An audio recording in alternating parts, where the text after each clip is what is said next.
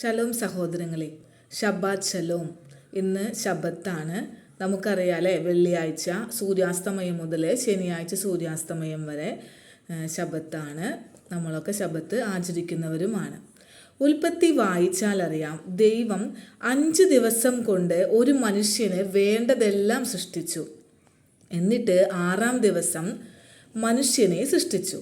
ഈ 5 ദിവസം കൊണ്ട് എല്ലാം സൃഷ്ടിച്ചത് മനുഷ്യന് വേണ്ടിയിട്ടായിരുന്നു.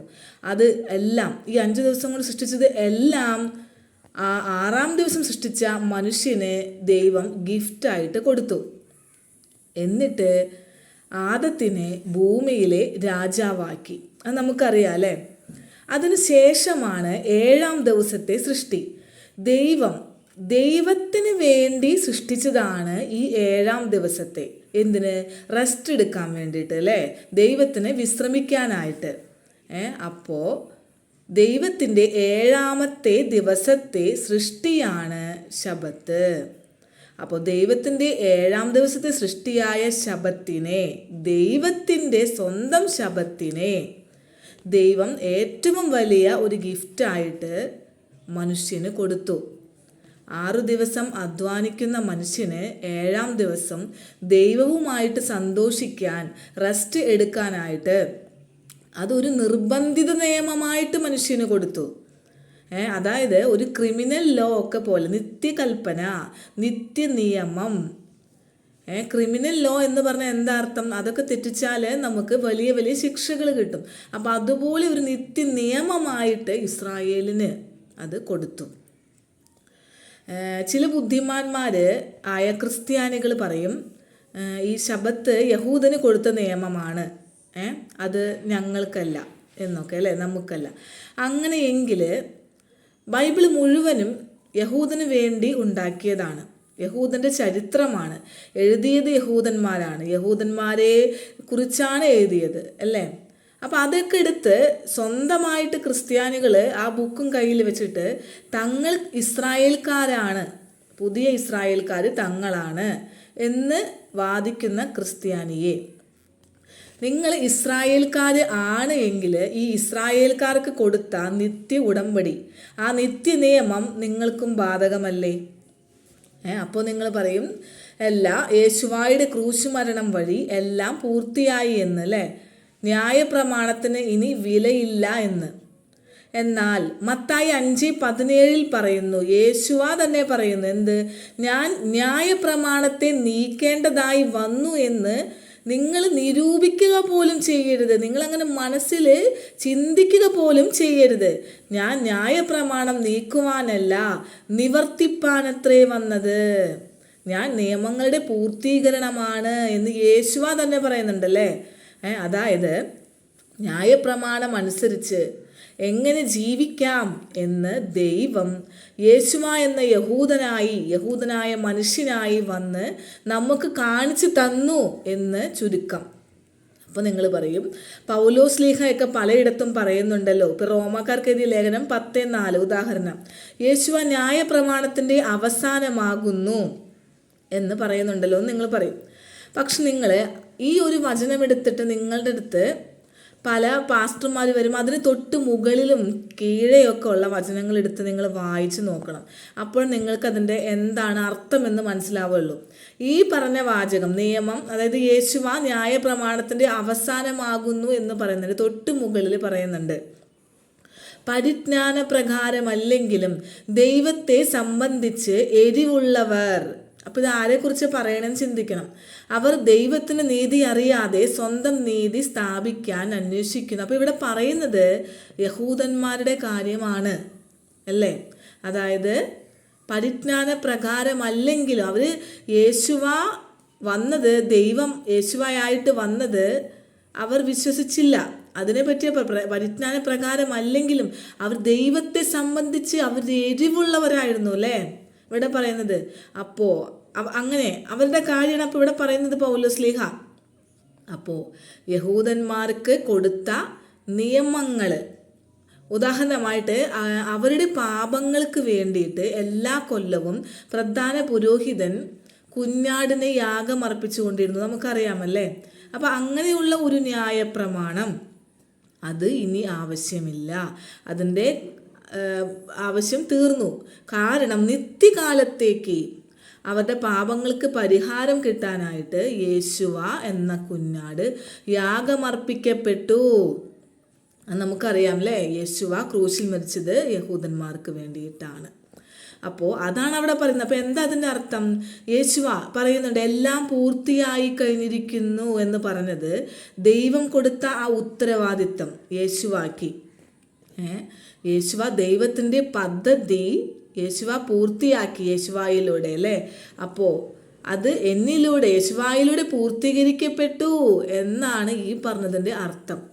അല്ലാതെ ദൈവം നിത്യനിയമമായി കൊടുത്ത ശബത്ത് പോലെയുള്ള ലോസ്, അങ്ങനെയുള്ള നിത്യനിയമങ്ങൾ ഇനി ആവശ്യമില്ല, അതൊന്നും നിങ്ങൾ ഇനി പാലിക്കേണ്ട, ഞാനിത് ചെയ്തത് കാരണം നിങ്ങളൊന്ന് പാലിക്കേണ്ട എന്നല്ല അതിൻ്റെ അർത്ഥം.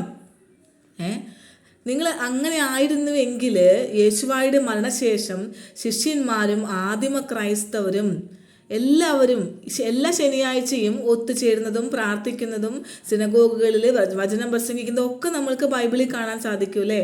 അപ്പം അങ്ങനെയൊക്കെ ആയിരുന്നുവെങ്കിൽ പിന്നെ എന്തിനാ അവരിതൊക്കെ ചെയ്തേ? ആദിമ ക്രൈസ്തവരുടെ കാര്യം എടുത്ത് നോക്കുകയാണെങ്കിൽ ഒരുപാട് പീഡനങ്ങൾ അവർ അനുഭവിച്ചിട്ടുണ്ട്. മിക്ക ശനിയാഴ്ചയും അവർ ശബത്തിന് വേണ്ടി ഓരോ വീടുകളിൽ കൂടുമ്പോൾ അവിടേക്ക് വന്നിട്ടായിരുന്നു ആക്രമണം നടന്നുകൊണ്ടിരുന്നത്. അപ്പോൾ അങ്ങനെയാണെങ്കിൽ അവരെന്തിനു ആദിമ ക്രൈസ്തവർ ശബത്ത് ആചരിച്ചു, ശിഷ്യന്മാർ ശബത്ത് ആചരിച്ചു, യേശുവ ശബത്ത് ആചരിച്ചു? നിങ്ങൾ ചിന്തിക്കേ. അപ്പോൾ വചനം വളച്ചൊടിച്ച് നിന്നെ പഠിപ്പിച്ചു എങ്കിൽ അത് സഭയിലൂടെയുള്ള സാത്താൻ്റെ കളിയാണ്.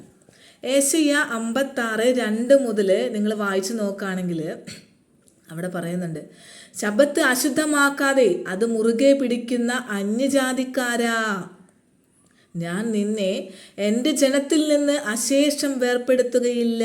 അന്യജാതിക്കാരാ എന്ന് പറയുമ്പോൾ ആരാ? നമ്മൾ പറയണ. എൻ്റെ ജനത്തിൽ നിന്ന് അശേഷം വേർപ്പെടുത്തുകയില്ല. എൻ്റെ ആലയത്തിൽ പുത്രീപുത്രന്മാരെക്കാൾ വിശേഷമായ ജ്ഞാപകവും നാമവും കൊടുക്കും. പുത്രന്മാരെക്കാളും നമ്മൾ സ്നേഹിക്കുന്ന പറയണേ. അപ്പം ഇവിടെയാണ് അന്യജാതിക്കാരനായ നിൻ്റെ വിശേഷത, സവിശേഷത. എന്നാൽ സാത്താൻ തെറ്റിപ്പഠിപ്പിച്ച് സഭയിലൂടെ നിന്നെ വഴി തെറ്റിച്ച് അതനുസരിച്ച് ശബത്ത് ആചരിക്കാതെ, അല്ലെങ്കിൽ സൺഡേ ശബത്ത് ആചരിച്ച്, സൺഡേ സാത്താൻ്റെ ദിവസം അവൻ പറയുന്ന മാതിരി ശബത്ത് ആചരിച്ച് നീ സാത്താൻ്റെ കയ്യിൽ വെറും കളിപ്പാട്ടമായിട്ട് മാറുകയാണ് ക്രിസ്ത്യാനി. ഇതിനാ ശബത്തിനെ കുറിച്ച് പറഞ്ഞപ്പോൾ ജസ്റ്റ് പറഞ്ഞതേ ഉള്ളൂ. ചിന്തിക്കൽ നിങ്ങൾക്ക് വിട്ടു തന്നിരിക്കുന്നു. ശരിക്കും ഞാനിത് നിങ്ങളോട് സംസാരിക്കാൻ വന്നത് ഈ വിഷയമല്ല. ഞാൻ വിഷയത്തിലോട്ട് വരാം. അതായത് ഇതുപോലെ തന്നെ സാത്താൻ നിങ്ങളെ എടുത്ത് കളിപ്പാട്ടമാക്കി വെച്ചിരിക്കുന്ന ഒരു കോമാളിത്തരമാണ് ഇന്ന് എൻ്റെ വിഷയം. അതായത് അമ്പ് പെരുന്നാൾ, ചിലയിടത്ത് പിണ്ടി പെരുന്നാൾ എന്നൊക്കെ പറയും, നിങ്ങൾ കേട്ടിട്ടുണ്ടാവും അല്ലേ. അപ്പോൾ അതായത് എന്താണ്, അപ്പോൾ കുറേ പേർക്ക് ചിലപ്പോൾ അറിയാത്തവരുണ്ടെങ്കിൽ ഞാൻ ജസ്റ്റ് അതിൻ്റെ ഒരു ഹിസ്റ്ററി പറയാം.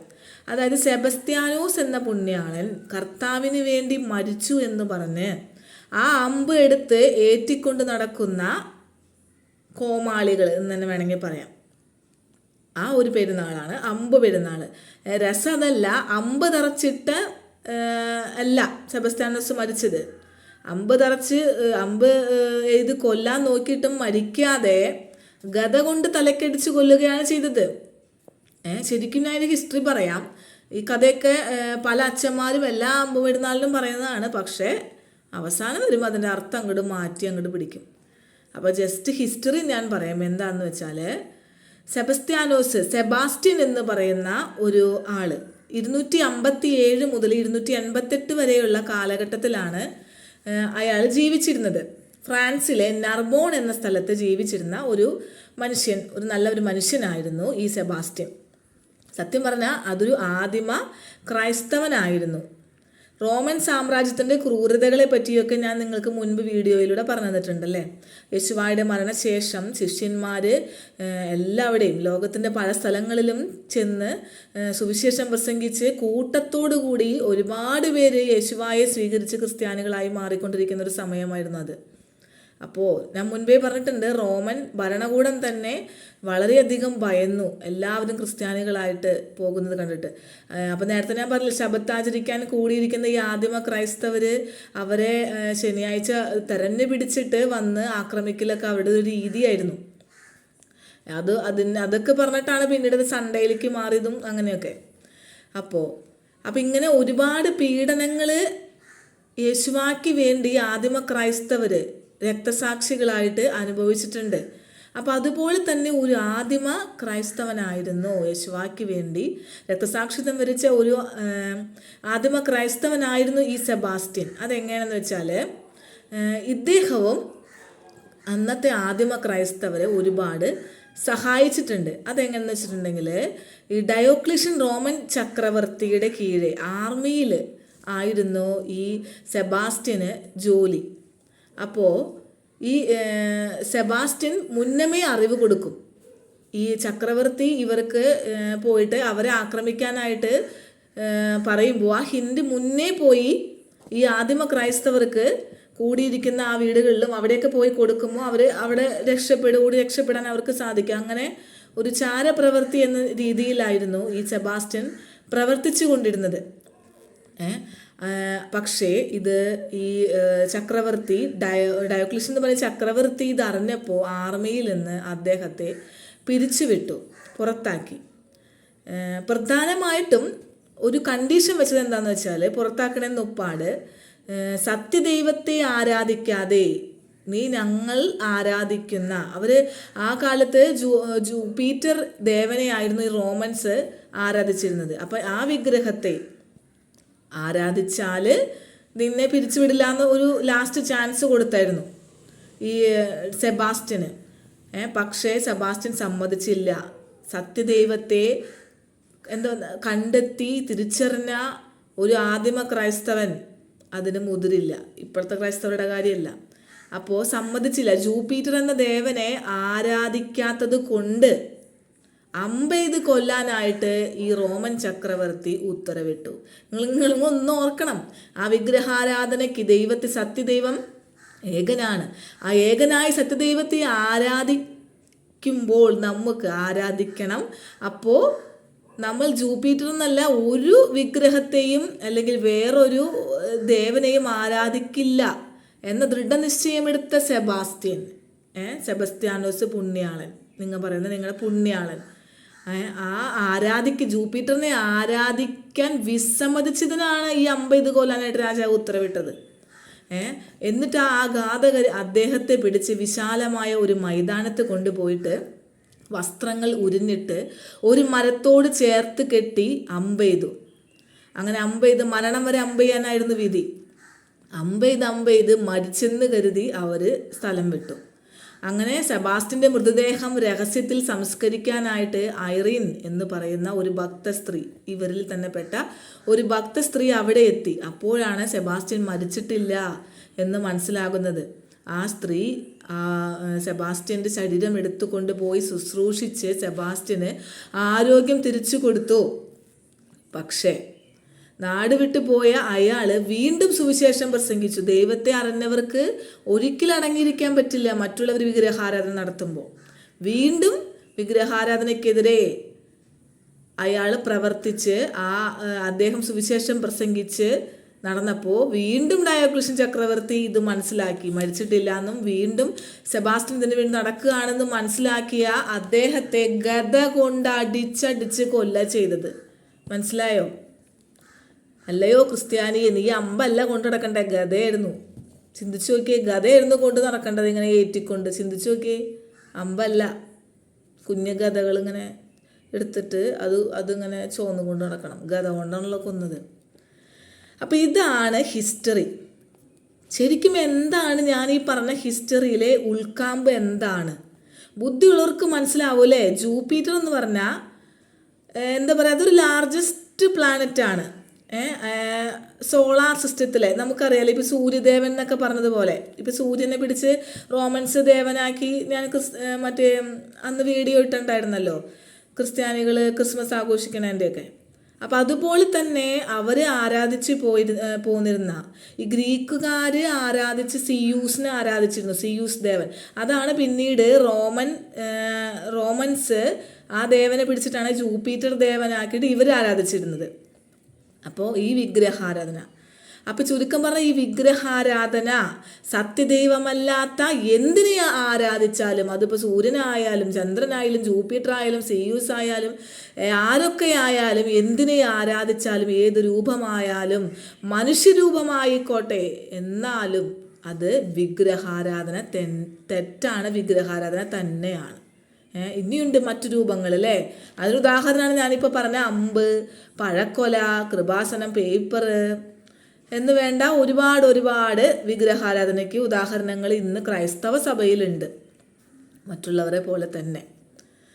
അപ്പം ഇങ്ങനെ ഒരു വിഗ്രഹാരാധന താൻ ചെയ്യില്ല എന്ന കുറ്റത്തിനാണ് സെബാസ്റ്റ്യൻ എന്ന മനുഷ്യനെ റോമൻസ് കൊന്നത്. മനസ്സിലായോ?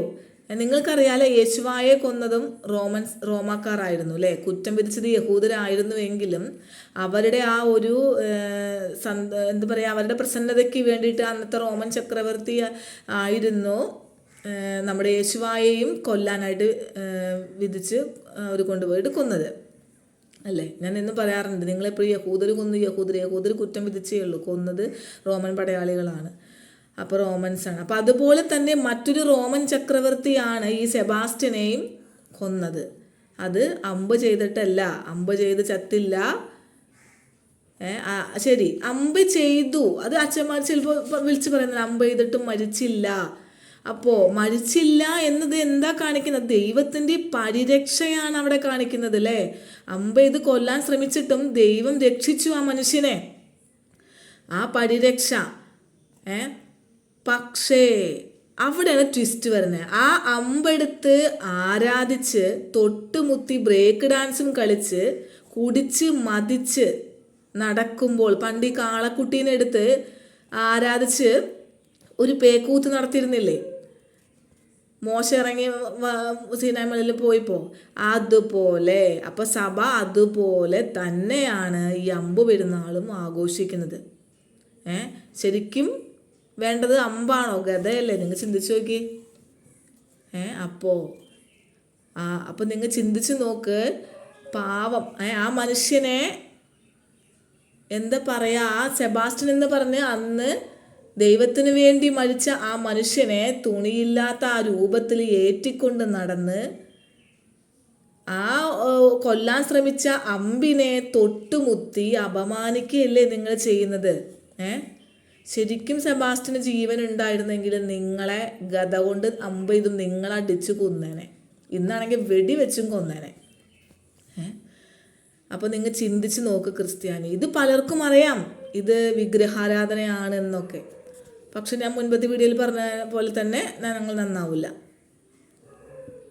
ഒരു മനുഷ്യൻ ഇപ്പം പറയണ്ട, നിങ്ങൾ പുണ്യാളൻ, വിശുദ്ധൻ എന്നൊക്കെ. ഒരു മനുഷ്യൻ മരിച്ചിട്ട് പുണ്യാളനും വിശുദ്ധനും ഒക്കെ ആണോ എന്ന് തീരുമാനിക്കുന്നത് ദൈവമാണ്, മനുഷ്യനല്ല. സഭയല്ല. സഭ എങ്ങനെ തീരുമാനിക്കണേ? പരിശുദ്ധാത്മാവ് വഴി പറയുന്നു എന്നായിരിക്കും ഇപ്പം നിങ്ങൾ പറയണേ അല്ലേ. അത് ദൈവം തീരുമാനിക്കുക അവൻ പുണ്യാളനാണ്. മനുഷ്യരുടെ കണ്ണിൽ പലരും വിശുദ്ധരാ, പക്ഷെ ദൈവത്തിൻ്റെ കണ്ണിൽ അവരൊന്നും വിശുദ്ധരല്ല. ഞാൻ മുൻപത്തെ പല വീഡിയോകളും മദർ തെരേസയെ പറ്റിയായിട്ട്, അതിൽ ഗാന്ധിജി, പിന്നെ കുറേ പേരുടെയൊക്കെ ഞാൻ പറഞ്ഞു തന്നിട്ടുണ്ട് അല്ലേ. മനുഷ്യൻ്റെ കണ്ണിൽ പലരും വിശുദ്ധരായിരിക്കാം, പക്ഷെ ദൈവത്തിൻ്റെ കണ്ണിൽ അവർ വിശുദ്ധരായിരിക്കണമെന്നില്ല. മനുഷ്യൻ്റെ കണ്ണിൽ പലരും തെറ്റുകാരായിരിക്കാം, പക്ഷെ ദൈവത്തിൻ്റെ കണ്ണിൽ അങ്ങനെ ആയിരിക്കണമെന്നില്ല. സെബാസ്റ്റ്യൻ പുണ്യാളനാകാം, നാളെ പുണ്യാളനാകാം, ഓക്കെ. പക്ഷെ അങ്ങനെയാണെങ്കിൽ കൂടി എന്താ ചെയ്യേണ്ടത്? നിത്യവിധിയിൽ ഈ സെബസ്ത്യാനോസ് സ്വർഗത്തിൽ പോകും, പക്ഷെ അമ്പ ആഘോഷിച്ച് നിങ്ങൾ നരകത്തിൽ പോകും തീർച്ചയായും. ഒരു നല്ല മാതൃകയാക്കേണ്ട മനുഷ്യനെ അയാൾ ദൈവത്തിന് വേണ്ടി സ്വന്തം ജീവൻ കളഞ്ഞത്, അത് മാതൃകയാക്കേണ്ട നമ്മൾ സത്യദൈവത്തെ ഒന്ന് അന്വേഷിക്കാൻ പോലും മെനക്കെടാതെ, അയാളെ പോലും വെറുതെ വിടാതെ ആ ഒരു രൂപത്തിനെ തുണിയില്ലാണ്ട് കൊണ്ട് നടന്ന് വിഗ്രഹമാക്കി ആരാധിച്ചു കൊണ്ട് നടക്കുന്ന ആ ഒരു മണ്ടത്തരം നിങ്ങളൊന്ന് ചിന്തിച്ച് നോക്ക്. എന്നെ കേൾക്കുന്ന ക്രിസ്ത്യാനിയെ, നിങ്ങൾക്ക് നാണമുണ്ടോ? ശാസ്ത്രം ഇത്ര വളർന്നിട്ടും, നിങ്ങളിത്ര വിദ്യാസമ്പന്നരായിട്ടും ഈ കഥ അറിയാത്തവരാണെങ്കിൽ പോകട്ടെ. പല പാസ്റ്റർമാരും പല പ്രസംഗത്തിലും പറഞ്ഞിട്ടും ലാസ്റ്റ് വരുമ്പോൾ അവർ ഈ അമ്പിനെ വളച്ചൊടിച്ച് സംസാരിക്കുന്നത്. നേരത്തെ പറഞ്ഞ ഒരു ട്വിസ്റ്റ് ഉണ്ട് അവിടെ. അതായത് ഞാൻ പറഞ്ഞല്ലോ, അമ്പ് ചെയ്തിട്ടും മരിച്ചില്ല പുണ്യാളൻ, അത്രയും പറഞ്ഞിട്ട് പിന്നെ അവിടെ വെച്ചൊരു ട്വിസ്റ്റാണ് സംഭവിക്കുന്നത്. എന്തെന്ന് വെച്ചാൽ, ഒരു കാലത്ത് ഇതുപോലെ തന്നെ അന്ധവിശ്വാസം കൂടിയിട്ട് വസൂരി പോലുള്ള പകർച്ചവ്യാധികൾ വന്ന നാട്ടിൽ ഈ അമ്പ് ഉണ്ടാക്കി വെച്ചിട്ട് അത് മാറ്റി എന്ന് പറഞ്ഞ് ആ ഒരു കഥയും കൂടെ ഈ പ്രസംഗത്തിൻ്റെ അവസാനം പറഞ്ഞിട്ടാണ് ഇത് അവസാനിപ്പിക്കുക. അപ്പോൾ അതുകൊണ്ട് അങ്ങനെ പ്രസംഗിക്കുമ്പോൾ എന്താണ് മനുഷ്യരിലേക്ക് എത്തുന്നത്? അപ്പം അമ്പിൽ തൊട്ട് പ്രാർത്ഥിച്ചിട്ടാണ് ആ അസുഖം മാറിയതല്ല, ദൈവം മാറ്റിയതല്ല. അങ്ങനെയാണ് ചിന്ത പോകുന്നത്. ദൈവത്തിന് കൊടുക്കേണ്ട മഹത്വം വേറെ എന്തെങ്കിലും കൊടുത്തു കഴിഞ്ഞാൽ എങ്ങനെ ഇരിക്കും? നിങ്ങൾ ചിന്തിച്ച് നോക്ക്. എൻ്റെ മഹത്വം മറ്റാർക്കും വിട്ടുകൊടുക്കില്ല എന്ന് ദൈവം പറഞ്ഞേക്കണേ അല്ലേ? സർവശക്തനായ ദൈവം, നിന്നെ സ്നേഹിക്കുന്ന ദൈവം, ആ ദൈവത്തിന് കൊടുക്കേണ്ട മഹത്വം ഒരു ചെറിയ രൂപത്തിന് പോലും, ചെറിയ രീതിയിൽ പോലും നിന്റെ മനസ്സിൽ സങ്കല്പിച്ച് നീ കൊടുത്താ, ഇപ്പോൾ പറയും മനസ്സിൽ അങ്ങനെ സങ്കല്പിച്ചിട്ടില്ല എന്നല്ലേ, അങ്ങനെയൊക്കെ പല രീതിയിൽ പറയുന്ന പലതരത്തിൽ ന്യായം കണ്ടെത്തുന്ന പല ക്രിസ്ത്യാനികളെ ഞാൻ കണ്ടിട്ടുണ്ട്. എത്ര പറഞ്ഞാലും മനസ്സിലാവില്ല. എന്നിട്ട് ഈ അമ്പിനെ പോയിട്ട് തൊട്ടുമുത്താണ് കാണുന്നത്. അപ്പം അതാണ് എന്നെ അത്ഭുതപ്പെടുത്തുന്നത്. എത്ര വിദ്യാഭ്യാസമുള്ള ആൾക്കാരാണെന്നറിയോ ഈ അമ്പിനെ തൊട്ടുമുത്തണതും, ഈ പഴക്കോല ഏറ്റിക്കൊണ്ട് നടക്കുന്നതും തൊട്ടുമുത്തുന്നതും, ഈ രൂപത്തെ തൊട്ടുമുത്തിയും ഒക്കെ കൊണ്ട് നടക്കുന്നത്. അപ്പം അത്രയ്ക്ക് മന്ദബുദ്ധികളാണ്. സത്യദൈവത്തെ യാതൊരു രൂപവുമില്ല, രൂപിയാണ്, നമുക്കറിയാം അല്ലേ? യാതൊരു രൂപവുമില്ലാത്ത ജീവനുള്ള ദൈവത്തെ ആരാധിക്കുന്ന ഞങ്ങളെ കുറ്റം പറഞ്ഞ് നടക്കുന്നത് ഈ വിദ്യാസമ്പന്നന്മാരാണ്. നിങ്ങൾക്കറിയാം, ദൈവത്തിന്, നമുക്ക് ബൈബിൾ വായിച്ചാൽ അറിയാൻ പറ്റും, ദൈവത്തിന് ഏറ്റവും വെറുപ്പ് വിഗ്രഹാരാധനയാണ്. ഒന്നാമത്തെ കൽപ്പന പോലും വേണ്ട. ആദ്യത്തെ 5 കൽപ്പന എന്താ? ഇതുമായി ബന്ധപ്പെട്ടിട്ടുള്ളതാണ്. രണ്ടാമത്തെ കൽപ്പന എന്താ? പുറപ്പാട് 20 കൽപ്പന. ക്രിസ്ത്യാനികൾക്ക് അറിയാത്തത് രണ്ടാമത്തെ കൽപ്പന, അത് മുക്കിക്കളഞ്ഞു സഭയിൽ. നിങ്ങൾ പുറപ്പാട് 20 വായിച്ചു നോക്ക് പോയിട്ട് ഇന്ന് തന്നെ. രണ്ടാമത്തെ കൽപ്പന എന്താ? ആകാശത്തിലോ ഭൂമിയിലോ ജലത്തിലോ ഭൂമിക്കടിയിലോ എന്ന് വേണ്ട ഒരു സ്വരൂപത്തെയും ഉണ്ടാക്കരുത്, അതിനെ പ്രണമിക്കുകയും ചെയ്യരുതെന്നാണ് രണ്ടാമത്തെ കൽപ്പന. പക്ഷേ ഇതൊന്നും ഇന്നത്തെ ക്രിസ്ത്യാനി കേട്ടിട്ട് പോലും ഉണ്ടാവില്ല, അത് പഠിപ്പിച്ചിട്ടില്ല, അത് മുക്കിക്കളഞ്ഞ ഒരു കൽപ്പനയാണ്. അപ്പോൾ ദൈവത്തിനോട് സ്നേഹിക്കുന്ന, ദൈവത്തിന് ജീവനായിട്ട് കരുതുന്ന ഏതെങ്കിലും എരിവുള്ള ഏതെങ്കിലും മക്കൾ ഇങ്ങനെ ചെയ്യുമോ? ഞങ്ങൾ ചെയ്യുന്നത് വിഗ്രഹാരാധനയല്ല എന്ന് വാദിക്കുന്ന കുറേ ക്രിസ്ത്യാനികളുണ്ട്. അവരോട് ദൈവം പറയുന്നുണ്ട് എന്താണ് വിഗ്രഹമെന്ന്. നിയമാവർത്തനം വായിച്ചു നോക്ക് 4:15. അവിടെ കർത്താവ് ചോദിക്കുകയാണ്, ഹെറോബിൽ തീയുടെ നടുവിൽ സംസാരിച്ചപ്പോൾ ദൈവത്തിനൊരു രൂപമുണ്ടായിരുന്നോ? നീ അവിടെ വെച്ച് സംസാരിച്ചപ്പോൾ എനിക്ക് നീ ഒരു രൂപം കണ്ടിരുന്നോ? ഇല്ലല്ലോ, ഒരു രൂപവും കണ്ടില്ലല്ലോ. ഇന്നാണെങ്കിൽ ആ തീയും കൊണ്ട് ഏറ്റു നടന്നേനെ, തീയുടെ രൂപത്തിൽ ദൈവം വന്നെന്ന് പറഞ്ഞ് തീയും കൊണ്ട് ഏറ്റു നടന്നേനെ അല്ലേ? എന്നിട്ട് പറയാണ്, അതുകൊണ്ട് നിങ്ങൾ ആണിൻ്റെയോ പെണ്ണിൻ്റെയോ ഭൂമിയിലുള്ള മൃഗത്തിൻ്റെയോ ആകാശത്തിലെ പക്ഷിയുടെയോ ഇഴജാതിയുടെയോ വെള്ളത്തിലുള്ള മത്സ്യത്തിൻ്റെയോ സാദൃശ്യത്തിൽ പ്രതിമയുണ്ടാക്കി വഷളത്തം പ്രവർത്തിക്കരുതെന്ന് അവിടെ എഴുതി വെച്ചേക്കാം. വഷളത്തം മനസ്സിലായി? കറക്റ്റായിട്ട് എഴുതി വെച്ചേക്കാം. നിയമാവർത്തനം 4:15 ഒരു രൂപത്തെയും എടുത്തിട്ട്. ഇനിയുമുണ്ട്, ഇനി എന്ന് പറഞ്ഞിട്ട് തുടങ്ങാം. ഇനി ആകാശത്തിലെ സൂര്യനെയും ചന്ദ്രനെയും നക്ഷത്രങ്ങളെയും എന്ന് വേണ്ട യാതൊരു സ്വരൂപത്തെയും ഉണ്ടാക്കുകയോ അവയ്ക്ക് മുൻപിൽ പ്രണമിക്കുകയോ ചെയ്യരുത്. നിയമാവർത്തനം 4:15 ഇത്രയും എഴുതി വെച്ചിട്ടുണ്ട്. നിങ്ങൾ പോയി വായിച്ചു നോക്ക്. അപ്പം ഇതിൽ പെട്ടതൊക്കെ വിഗ്രഹാരാധനകളാണ്. മനുഷ്യൻ്റെ രൂപമായാലും എന്ത് രൂപമായാലും. മനസ്സിലായോ? വഷളന്മാരെന്നാ വിളിക്കുന്ന കർത്താവ്, ദൈവം വഷളന്മാരെന്ന്.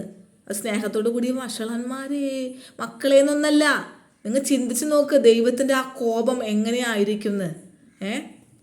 മനുഷ്യരുണ്ടാക്കുന്ന എന്തും വിഗ്രഹമാണ്. അത് യേശുവായുടെ ആയാലും മാതാവിൻ്റെ രൂപമായാലും അതെല്ലാം വിഗ്രഹാരാധനയാണ്. ഇപ്പം നിങ്ങൾ പറയും ഞാൻ പെന്തക്കോസ്തയാണ്. പെന്തക്കോസ്ത അല്ല കേട്ടോ, മുന്നേ പറഞ്ഞേക്കാം. ഒരു സഭയിലും പെട്ടിട്ടുള്ളതല്ലെന്ന് എല്ലാ വീഡിയോയിലും ഞാൻ പറയണതാണ്. ഇനി അത് പഴയ നിയമമാണെന്ന് പുച്ഛിച്ച് തള്ളുന്നവരുടെ, എല്ലാ വിഭാഗത്തിലെ ആൾക്കാർ പല ന്യായം കൊണ്ട് വരുമല്ലോ, അങ്ങനെ പുച്ഛിച്ച് തള്ളുന്നവരോട് വെളിപാട് വായിക്കി 9:20. എട്ടാമത്തെ കാഹളം മുഴങ്ങുന്നതിന് അല്ല, എട്ടാമത്തെ അല്ല, ആറാമത്തെ കാഹളം, ആറാം കാഹളം മുഴങ്ങിയതിന് ശേഷം നിങ്ങൾ വായിച്ചു നോക്കാം. അവിടെ മഹാമാരികൾ നിമിത്തം 1/3 മനുഷ്യർ മരിച്ചതിന് ശേഷം എന്നിട്ടും അവശേഷിച്ചവർ ഇതൊന്നും ഗൗനിക്കാതെ. അപ്പം നിങ്ങൾ ശ്രദ്ധിച്ച് കേട്ടോ, ഇപ്പോൾ നമ്മൾ നടക്കുന്ന ഒരു കാലഘട്ടമാണ് അവിടെ ഇപ്പോൾ പറയുന്നത്. ആറാമത്തെ കാഹളം മുഴങ്ങിയതിന് ശേഷം, ആറാം കാഹളം മുഴങ്ങിക്കഴിഞ്ഞു, ഏഴാമത്തെ കാഹളം തുടങ്ങിയിട്ടുമില്ല. അപ്പോൾ ആ ഒരു ടൈമാണ്, നമ്മളുടെ ടൈമാണ് ഈ ടൈം. അപ്പോൾ അവിടെ പറയാണ്, ഒന്നും കൂടെ വായിക്കാം. ആറാമത്തെ കാഹളം മുഴങ്ങിയതിന് ശേഷം മഹാമാരികൾ നിമിത്തം 1/3 മനുഷ്യർ മരിച്ചതിന് ശേഷം എന്നിട്ടും അവശേഷിച്ചവർ ഇതൊന്നും ഗൗനിക്കാതെ കാണാനും കേൾപ്പാനും നടപ്പാനും കഴിയാത്ത പൊന്ന്, വെള്ളി, ചെമ്പ്, കല്ല്, മരം ഇവ കൊണ്ടുള്ള ബിംബങ്ങളെ നമസ്കരിച്ച് മാനസാന്തരപ്പെടാതെ നടന്നു. അവിടെ എഴുതി വെച്ചേക്കാം. ഇപ്പോഴത്തെ കാലഘട്ടത്തിലെ കാര്യം എഴുതി വെച്ചേക്കണേ, ശരിയല്ലേ? പൊന്ന്, വെള്ളി, ചെമ്പ്, കല്ല്, മരം ഇതൊക്കെയല്ലേ നമ്മളുടെ വിഗ്രഹങ്ങൾ. അത് യേശുവായുടെ ആയാലും മാതാവിൻ്റെ ആയാലും പുണ്യാളിൻ്റെ ആയാലും വിശുദ്ധൻ്റെ ആയാലും അമ്പായാലും എല്ലാത്തിൻ്റെയും ശ്രദ്ധിച്ചു നോക്ക്. അതാണ് ഈ കാലഘട്ടം. അതിന് താഴെ എന്നിട്ട് പറയാണ്, ഏഴാം കാഹളം ഊതുവാനിരിക്കുന്ന ഈ സമയത്ത് ഇപ്പോൾ നിങ്ങൾ ചെയ്യുന്ന ഈ കാര്യങ്ങൾ ഇപ്പോൾ പറയുന്നത്. അപ്പോൾ ഇനി പറയുന്നത് സത്യമാണ്. അതായത് ഞങ്ങൾക്ക് കിട്ടിയ രക്ഷയാണ് ഇവിടെ പറയുന്നത്. വെളിപാട് 10:6. ഏഴാം കാഹളം ഊതുവാനിരിക്കുന്ന നാദത്തിൻ്റെ കാലത്ത് ദൈവത്തിൻ്റെ മർമ്മം അവിടുന്ന് തൻ്റെ ദാസന്മാരായ പ്രവാചകന്മാർക്ക് അറിയിച്ചു കൊടുത്തതുപോലെ നിവൃത്തിയാകും. ഇവിടെയാണ് ഞങ്ങളുടെ പോയിന്റ് കിടക്കുന്നത്. ഞങ്ങളെ പോലുള്ള ഒരു തിരിച്ച് പുറത്തേക്ക് തിരിച്ച് വന്ന് ഞങ്ങൾ സത്യം മനസ്സിലാക്കിയതും ഇവിടെ എഴുതി വെച്ചേക്കാം. നിങ്ങളിതൊക്കെ പോയി എടുത്ത് വായിക്കി, ഞാൻ വെറുതെ ഉണ്ടാക്കി പറയുന്നതല്ല. അപ്പോൾ ഈ വചനത്തിൻ്റെ വെളിച്ചത്തിലാണ്, സിയോനിൽ നിന്ന് ഒഴുകുന്ന മർമ്മങ്ങളാണ് ഞാൻ നിങ്ങളോട് പങ്കുവെക്കുന്നത്. ഇനി കുറേ കൂട്ടർ പറയുന്നു വിഗ്രഹത്തിനോട് പോലും പ്രാർത്ഥിച്ചിട്ട് ഞങ്ങളുടെ കാര്യങ്ങൾ നടക്കുന്നുണ്ടെന്നല്ലേ. അങ്ങനെ നടക്കുന്നുണ്ടെങ്കിൽ നിങ്ങൾക്ക് ചിന്തിച്ചൂടെ, ആ വിഗ്രഹത്തിൽ കയറിയിരിക്കുന്നത് ദൈവമല്ല, സാത്താനാണ്. അവനാണ് നിങ്ങൾക്ക് കാര്യങ്ങൾ സാധിപ്പിച്ചു തരണേ. കാരണം എന്താ? ഏകസത്യ ദൈവത്തിൽ നിന്ന് നിങ്ങൾ ഡൈവേർട്ട് ചെയ്ത് പോകാൻ വേണ്ടിയിട്ട്. അവനാണ് പറഞ്ഞത് എന്നെ കുമ്പിട്ട് ആരാധിക്കി, ഈ ലോകം മുഴുവൻ നിനക്ക് തരാമെന്ന് പറഞ്ഞത് അവനാണ് അല്ലേ. ദൈവം അങ്ങനെ ഓഫറൊന്നും കൊടുത്തിട്ടില്ല. ദൈവം കൊടുത്തിട്ടുണ്ട് എന്ത്? എൻ്റെ പിതാവിൻ്റെ ഇഷ്ടം നിറവേറ്റിയാൽ, ഞാൻ നിങ്ങൾക്ക് തന്നിട്ടുള്ള നിയമങ്ങളൊക്കെ നിങ്ങൾ പാലിച്ചാൽ നിങ്ങൾക്ക് ഇന്നതൊക്കെ തരാം എന്നാണ് ദൈവം കൊടുത്തേക്കുന്ന ഓഫർ. പക്ഷേ സാത്താൻ എന്താണ് പറഞ്ഞത്? എന്നെ ഒന്ന് കുമ്പിട്ട് ആരാധിച്ചാൽ മതി, ഈ ലോകം മുഴുവൻ നിനക്ക് തരാം എന്ന് യേശുവായോട് പറഞ്ഞല്ലേ. അതിൻ്റെ അർത്ഥം നിന്നോടും പറയാണ്, ഈ ലോകത്തെ എല്ലാ സുഖങ്ങളും നിനക്ക് തരാം, പകരം നീ എന്നെ കുമ്പിട്ട് ആരാധിച്ചാൽ മതി അല്ലേ. അപ്പോൾ അതാണ് ഇന്ന് നടക്കുന്നത്. നിങ്ങൾ പോയി കുമ്പിട്ട് ആരാധിക്കുകയാണ് എല്ലാ രൂപത്തിലും. അപ്പോൾ അവിടെ ചെന്നിട്ട് നിങ്ങൾ കുമ്പിട്ട് ആരാധിക്കുമ്പോൾ അനുഗ്രഹം കിട്ടുന്നുണ്ടെങ്കിൽ നിശ്ചയമായിട്ട് ആ രൂപത്തിലിരിക്കുന്നത് സാത്താനാണ്, ദൈവമല്ല. അതിൽ നിന്ന് തന്നെ നമുക്ക് മനസ്സിലാക്കാൻ പറ്റും അല്ലേ. ദൈവത്തിൻ്റെ രക്ഷ പെട്ടെന്നൊന്നും കടന്നു വരില്ല, കുറച്ച് കാത്തിരിക്കണം. നിനക്ക് നന്മയെന്ന് തോന്നുന്നത് മാത്രം നിൻ്റെ അപ്പം തരുള്ളൂ. എന്നിട്ട് ഒറ്റയടിക്ക് നന്മ അങ്ങോട്ട് തന്നിട്ട് കുറച്ച് നിന്നെ പടുകുഴിയിൽ കൊണ്ടുവിടുന്ന സ്വഭാവം ദൈവത്തിൻ്റെ അല്ല, അത് സാത്താൻ്റെ. നീ തന്നെ വരുത്തി വെക്കുന്നതാണത്. അപ്പം ഇനിയെങ്കിലും കണ്ണ് തുറക്കൂ. മനുഷ്യൻ്റെ ഒരു കരവേലയെയും ദൈവമെന്ന് വിളിക്കല്ലേ. മത്തായി 15-ാം അധ്യായത്തിൽ യേശുവ പറയുന്നു, നിങ്ങൾ പാരമ്പര്യത്തിന് വേണ്ടി ദൈവപ്രമാണം ലംഘിച്ചുകൊണ്ട് മാനുഷിക നിയമങ്ങൾ പ്രമാണങ്ങളാക്കി പഠിപ്പിച്ചുകൊണ്ട് വ്യർത്ഥമായി ദൈവത്തെ ആരാധിക്കല്ലേ. അതരം കൊണ്ട് നിങ്ങൾ എന്നെ ആരാധിച്ചിട്ട് കാര്യമില്ല, മനഃപ്പാഠമാക്കിയ പ്രാർത്ഥന ഉരുവിട്ടത് കൊണ്ടും കാര്യമില്ല, അത് വെറും അതര വ്യായാമം മാത്രം. അവിടെ കറക്റ്റായിട്ട് പറയുന്നുണ്ട് അല്ലേ. പാരമ്പര്യത്തിൻ്റെ പേരിൽ ഇപ്പം നമ്മളുടെ അപ്പനപ്പന്മാർ ഇങ്ങനെയായിരുന്നു, നമ്മളുടെ ക്രൈസ്തവരുടെ സഭ പഠിപ്പിച്ചിട്ട് ഇങ്ങനെയായിരുന്നു എന്ന് പാരമ്പര്യത്തിൻ്റെ കാര്യം പറഞ്ഞ് മനുഷ്യനുണ്ടാക്കിയ ആ നിയമങ്ങൾ പ്രമാണങ്ങളാക്കി വ്യർത്ഥമായിട്ട് അതര വ്യായാമം പോലെ ഈ കാണാപ്പാഠം പഠിച്ച ഇതിങ്ങനെ ഇരുന്ന് കൊന്തയും അത് ഇതൊക്കെ പറഞ്ഞ് ഇങ്ങനെ ചൊല്ലിക്കൊണ്ടിരിക്കുക. നിങ്ങളുടെ ഹൃദയത്തിൽ പോലും അത് ടച്ച് ചെയ്യുന്ന പോലും ഇല്ല അല്ലേ? ദൈവത്തോട് ഏകസത്യമായി ദൈവത്തോട് പ്രാർത്ഥിക്കേണ്ട കണ്ട വിശുദ്ധന്മാരോടും എല്ലാവരോടും ഇങ്ങനെ പ്രാർത്ഥിച്ചുകൊണ്ടിരിക്കും. നേരിട്ട് ഞങ്ങൾക്ക് ചെല്ലാൻ യോഗ്യതയില്ല, അപ്പം അവർ വഴിയേ ഞങ്ങൾക്ക് പറ്റുള്ളൂ. ഒരു ബൈപ്പാസ് വേണം. സ്ട്രെയിറ്റ് ആയിട്ട് ഞങ്ങൾക്ക് ഇപ്പം അങ്ങോട്ട് ചെല്ലാൻ പറ്റില്ല. അപ്പൻ്റെ അടുത്ത് ചെന്നപ്പോൾ എന്താ കുഴപ്പം?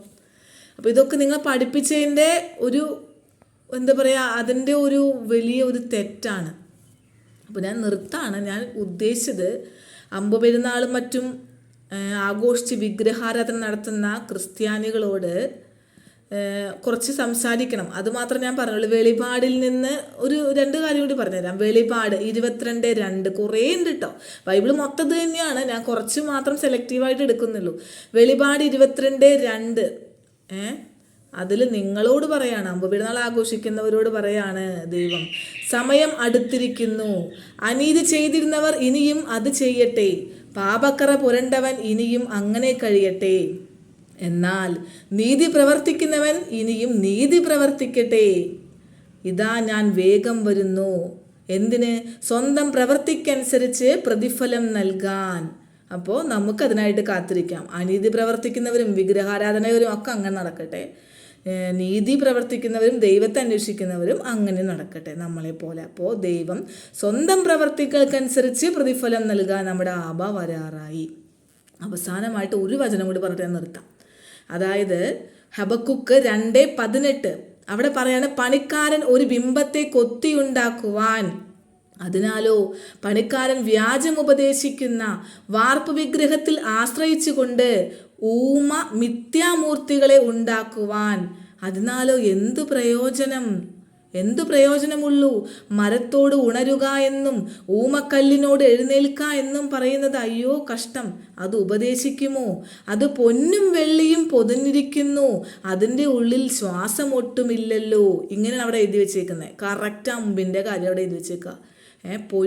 പൊന്ന് പൊതിഞ്ഞിരിക്കുന്നു അല്ലേ? അമ്പിൻ്റെ കാര്യം വെച്ചാൽ അത് നിങ്ങൾ ഉപദേശിക്കുമോ ചോദിക്കുകയാണ്. നിങ്ങൾ എഴുന്നേക്കാൻ പറഞ്ഞാൽ അത് എഴുന്നേക്കുമോ? അതിന് ശ്വാസമുണ്ടോ? ഒന്നുമില്ലല്ലോ എന്ന് കർത്താവ് ചോദിക്കുക. എന്നെ അധികം നീണ്ട് സംസാരിക്കുന്നില്ല, ഇപ്പം നിങ്ങൾക്ക് തന്നെ മനസ്സിലായിട്ടുണ്ടാവുമല്ല. അപ്പോൾ ഞാൻ നിർത്താണ്. എന്നെ ഇതുവരെ കേട്ട എല്ലാവർക്കും തോദ റബ്ബ. ഇന്ന് ഞാൻ നിങ്ങൾ പഠിപ്പിക്കുന്ന ഹീബ്രു വേർഡ് ആനേനു, ANENU, ആനേനു. ആൻസറസ് എന്നാണ് അതിൻ്റെ അർത്ഥം. അതൊരു ഉത്തരം നൽകണമേ. അപ്പോൾ ഇതുവരെ എന്നെ കേട്ട എല്ലാവർക്കും തോദ റബ്ബ, തോദ അബ.